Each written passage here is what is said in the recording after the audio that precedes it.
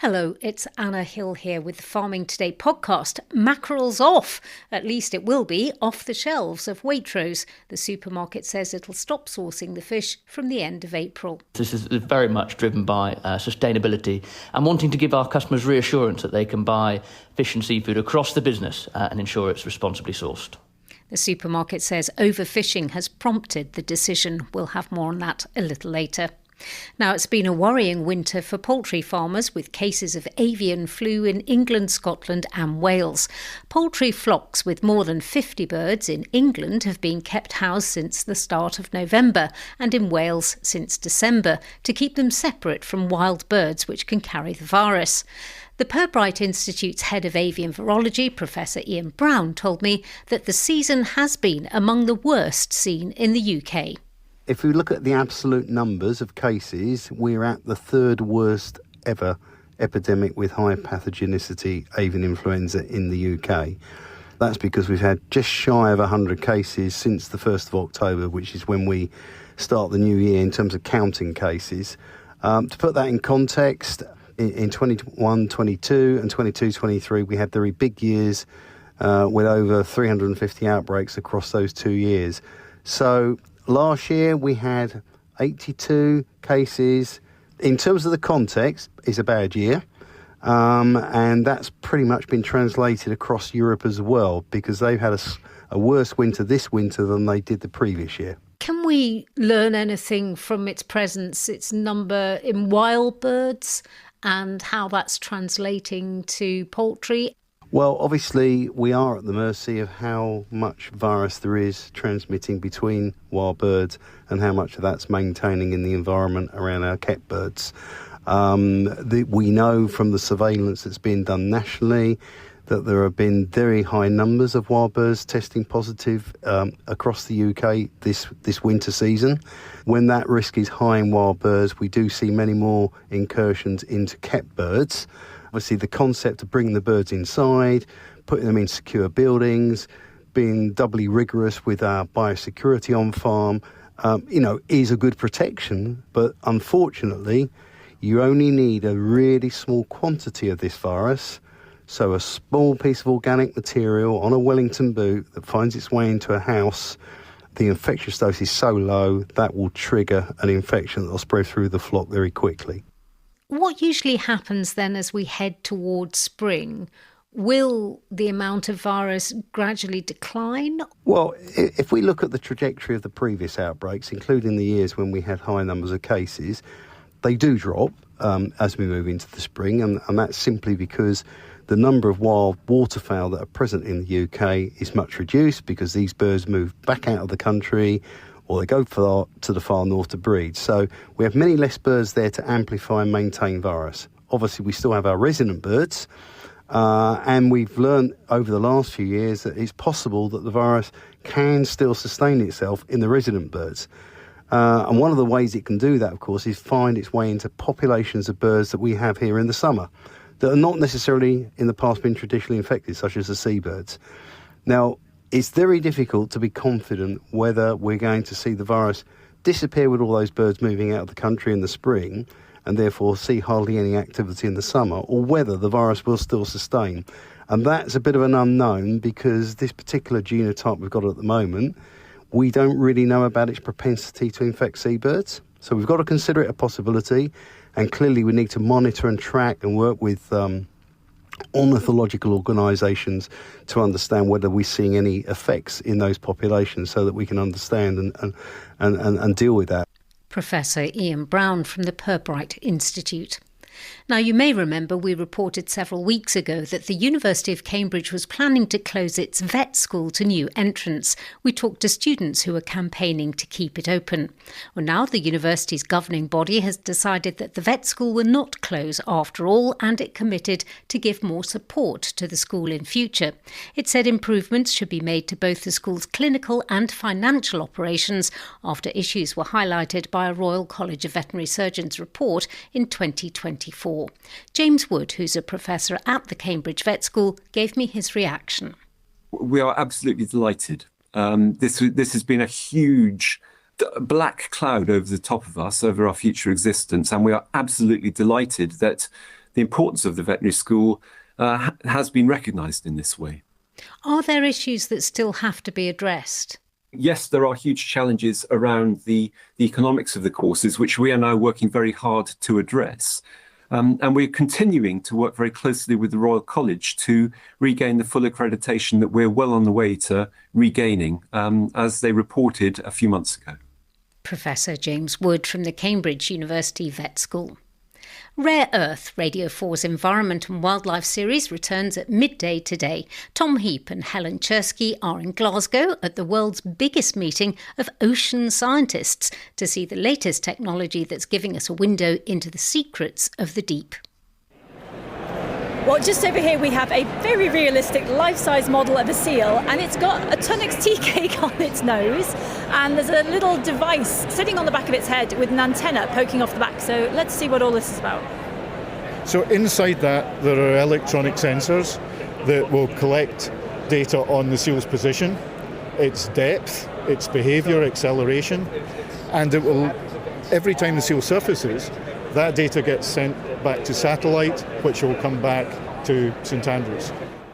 I definitely want to hear more about that. That's Rare Earth at midday today here on Radio 4.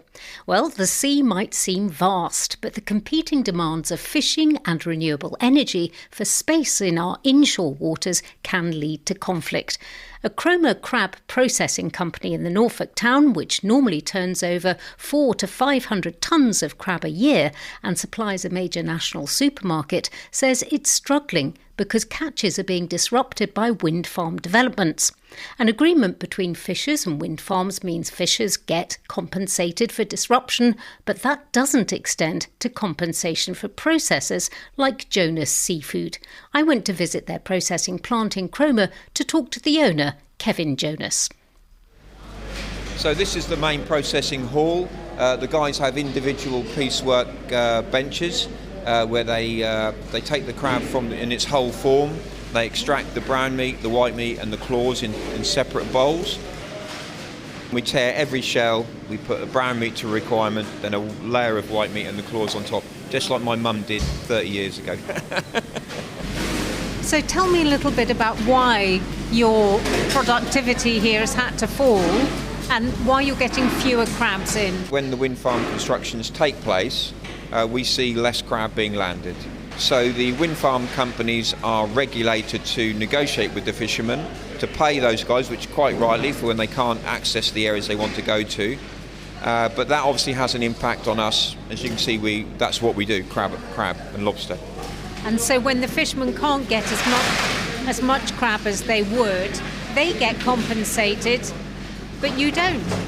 We understand that not everyone can be compensated, but we are a very special and unique case, is that, as you can see, what we do is Cromer crab and lobster. We produce and we supply all over the UK, but when that supply is cut down by huge amounts, we obviously suffer. And what has been the direct effect so far then on your production, say last year, 2025? So we were 40% down on local crab landings on the year before.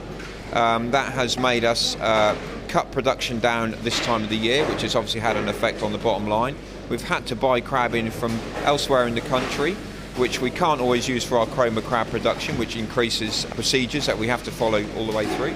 Renewable UK is the trade association for the renewable energy industry. It told us that the independent environmental assessment for the wind farms off Norfolk showed the impact on shellfish would either be minimal or slightly beneficial, and that there would be no significant impact on local commercial fisheries.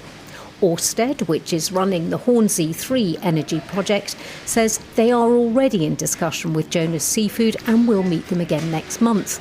They say they're working collaboratively with the fishers and those involved within the wider industry to minimise any impact during the offshore construction period, which begins this year. And the Crown Estate, which set up the Flow best practice guidance last year between offshore developers and fishers, told us wider businesses such as processing and supply chain businesses are beyond the scope of this guidance. Back to Kevin Jonas. It's very much put into public eye that the wind farm companies want to come into an area build the wind farms and leave the fishing industry in a much better position than when they started. But our whole point is, if we're not here as the main customer for Cromer Crab, that is going to very much weaken and alter the whole equilibrium of the fishing industry. I think if we weren't here, it would have a massive effect on the local fishing industry. There is no requirement for local wind farm companies to negotiate with anything other than fishermen. What we're saying is we're very much part of that. So to compensate one part and not the other is obviously going to have a massive effect. I think they should look at each case on its merits. If a factory is solely reliant on crab and lobster, as we are, and very much reliant on the local supply, there should be a requirement to engage with those local processors also. Kevin Jonas from Jonas Seafood in Cromer. Well, we stay with fishing because mackerel will soon be disappearing from the shelves of Waitrose, as the supermarket says it's taking a stand against overfishing. In September last year, the International Council for the Exploration of the Sea, ICES, recommended that North-east Atlantic mackerel catches should be cut by 70% to help rebuild stocks to a sustainable level. But 4 countries which fish for mackerel in the North-east Atlantic cut their quota for 2026 by just 48% compared to the previous year. As a result, Waitrose has decided to stop sourcing from the end of April. Fishing organisations in Scotland say they're disappointed and feel they've been unfairly penalised because they say the UK has led the way in trying to secure sustainable fishing for mackerel. Jake Pickering is Head of Agriculture, Aquaculture and Fisheries at Waitrose. We've been working with the mackerel industry for many years to try and address the overfishing that's happening within the sector. And unfortunately, we've not been able to achieve what we need to. Currently, the stock is in decline and governments haven't agreed a quota that is in line with the biomass. So we've had to take the difficult decision to suspend sourcing mackerel. We will sell through our existing stocks across our entire range, but we won't be sourcing any more mackerel from the end of April.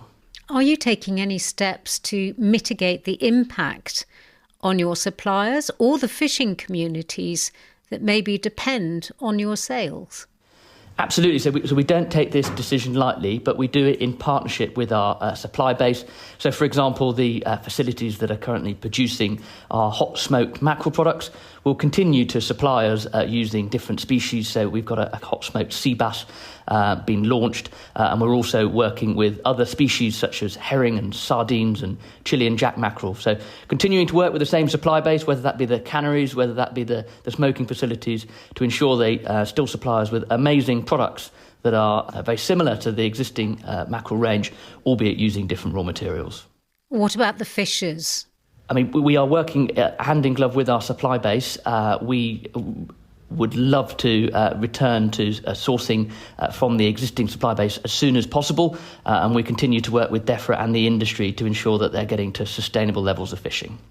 We know that there have been reports that the average increase among major retailers in the cost of mackerel is about 25%. So that's a big rise, isn't it? Is that part of the problem for you? No, not at all. This is very much a sustainability driven decision. We see price inflation and deflation all the time within our business across every supply chain that we deal with, and it doesn't lead to decisions like this. This is very much driven by sustainability and wanting to give our customers reassurance that they can buy fish and seafood across the business and ensure it's responsibly sourced. Jake Pickering from Waitrose. That's all from us. I'm Anna Hill. The producer is Sarah Swadling. Farming Today is a BBC Audio Bristol production.